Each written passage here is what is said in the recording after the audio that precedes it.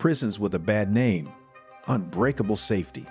In the eyes of Pascal Payet, they were just invites. The bright lights of Fortaleza prison cut through the hot night in Brazil, looking for even the tiniest sign of life. Inside, there was a single empty cell gap. Not a single bar was broken or a hole dug through the ground. Pascal Payet, who was known as the Houdini of roaders, was no longer visible. Pascal Payet, whose name is linked to daring prison escapes, amazed the world with his daring chopper jailbreaks. Payet was born in France on July 27, 1963. His life took a dramatic turn when he got involved in crime and ended up going to jail several times. He became famous and will go down in crime history for how cleverly he got away from the police. In the late 1980s, Payet got in trouble with the law for the first time when he was caught on robbery. Even though Payet was in jail for his crimes, it was soon clear that he liked to avoid paying his fines. In 2001, he got out of the French jail in Loins with a helicopter for the first time. Payet planned a dramatic escape with the help of armed allies. He and 2 other prisoners were freed by hijacking a chopper. The police were shocked and amazed by Payet's daring escape, which caught the public's attention. The carefully planned operation showed how clever Payet was and how determined he was to avoid being caught at all costs.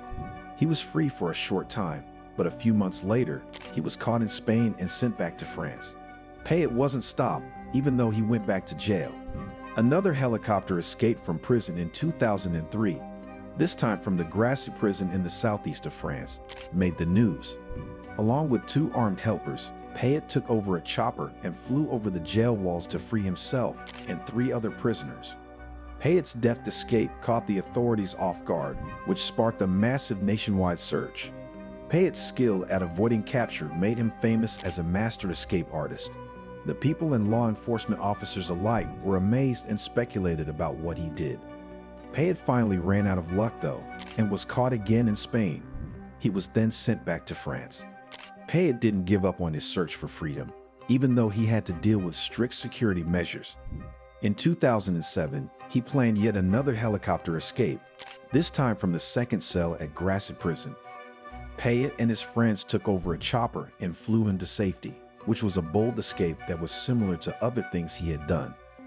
Because Payet's escapes were so brazen, they made people seriously question the security measures in French jails. Critics said that the repeated events showed that there were problems with the jail system as a whole and that it needed major changes to stop future escapes. After his 3rd chopper escape, Payet ran away and was not caught for several months. His skill at avoiding capture by police made him even more mysterious, making him one of the most infamous crooks in modern French history. Finally, Payet's time on the run came to an end when he was caught in Spain in 2007. Payet was sent back to France to face justice for his crimes, even though he tried many times to avoid being caught. People, including directors and writers, became very interested in Pascal Payet's chopper rescue stories in the years that followed. His bold adventures were told in books, movies, and films, which made people all over the world curious and fascinated. But Payet's impact is still controversial. Some see him as the genius behind many crimes, while others see him as a dangerous criminal whose actions put lives at risk and hurt the rule of law.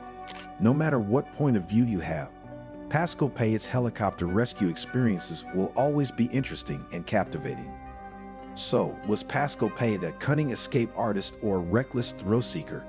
Perhaps the answer lies somewhere in between, but one thing's for sure: his helicopter jailbreaks will continue to captivate audiences for years to come.